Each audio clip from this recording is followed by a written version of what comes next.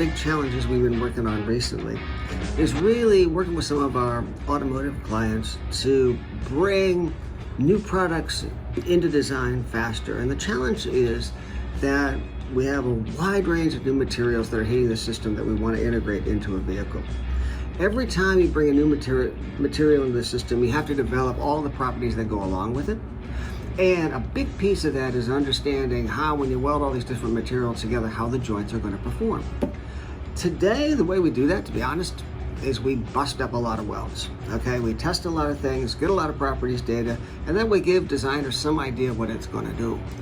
Unfortunately, with the volume of new materials hitting the market and the things that these companies want to engage in their products, that could take years and millions of dollars worth of testing.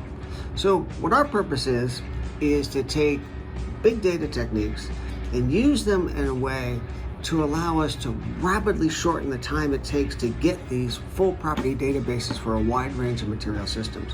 We've been doing that now for a number of our automotive customers quite successfully.